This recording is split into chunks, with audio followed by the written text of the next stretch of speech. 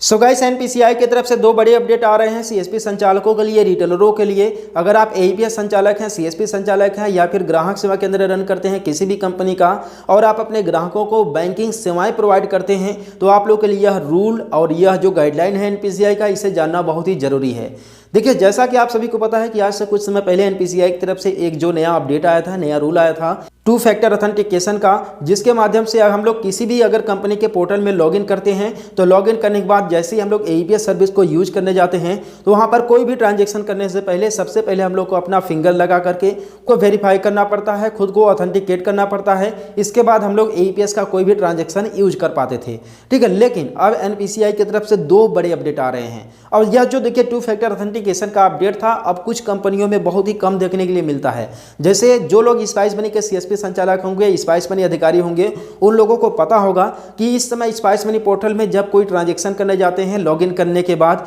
तो किसी भी तरह का कोई भी टू फैक्टर ऑथेंटिकेशन नहीं मांगा जाता है। यानी कि डायरेक्टली आप लोग लॉगिन करके ओटीपी के माध्यम से एईपीएस ट्रांजैक्शन कर सकते हैं। लेकिन वहीं पर बात करें दूसरी कंपनियों का, जैसे पे नियर बाई हो गया, फिनो पेमेंट बैंक हो गया, तो इन कंपनियों में लॉगिन करने के बाद जैसे ही एईपीएस ट्रांजैक्शन यूज करने जाएंगे तो आप लोग को तुरंत खुद का फिंगर लगा करके सबसे पहले ऑथेंटिकेट करना होगा और वेरीफाई होने के बाद ही आप लोग कोई भी ट्रांजैक्शन परफॉर्म कर पाएंगे।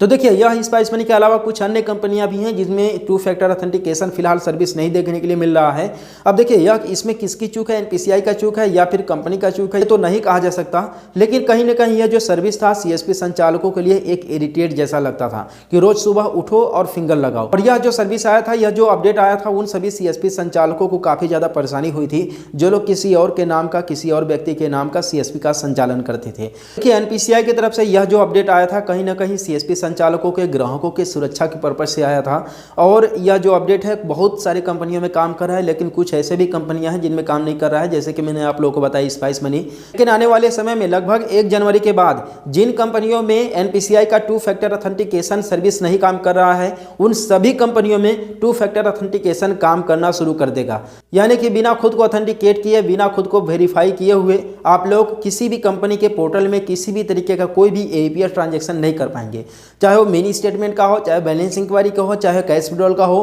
किसी भी तरीके का कोई भी ट्रांजैक्शन परफॉर्म नहीं कर पाएंगे बिना खुद को वेरीफाई किए हुए, जैसा कि फिलहाल स्पाइस मनी में हो रहा है। यह तो देखिए एनपीसीआई का पहला अपडेट था। जबकि दूसरे अपडेट के बारे में बात करते हैं, देखिए दूसरा अपडेट एनपीसीआई की तरफ से कोई ऑफिशियली अपडेट नहीं है, लेकिन फिर भी ये अंदाज लगाया जा रहा है कि जिस तरीके से स्टेट बैंक के मिनी ब्रांच में, बैंक ऑफ बड़ौदा के मिनी ब्रांच में सीएसपी संचालक कोई भी एईपीएस ट्रांजैक्शन करता है, अगर कोई भी ट्रांजैक्शन अगर करता है सीएसपी संचालक, तो सबसे पहले ग्राहक का फिंगर लगवाता है, इसके बाद खुद का फिंगर लगा करके वेरीफाई करता है, इसके बाद ट्रांजैक्शन सक्सेस होता है, ठीक है। तो सेम टू सेम वही चीजें अब सभी प्राइवेट कंपनियों के एईपीएस पोर्टल में देखने के लिए मिलेगा। यानी कि एनपीसीआई अब यह रूल लॉन्च कर देगा कि कोई भी सीएसपी संचालक जब किसी का ट्रांजैक्शन करेगा, ठीक है, तो सबसे पहले ग्राहक का फिंगर लगवाएगा, इसके बाद जो है अपना फिंगर लगा करके उस ट्रांजैक्शन को वेरीफाई करेगा, इसके बाद ट्रांजैक्शन सक्सेस होगा। और यह जो देखिए एनपीसीआई का अपडेट है कहीं ना कहीं ग्राहकों के सुरक्षा के लिए है, क्योंकि लोग क्या करते थे कि किसी दूसरे का सीएसपी लेकर के, किसी दूसरे का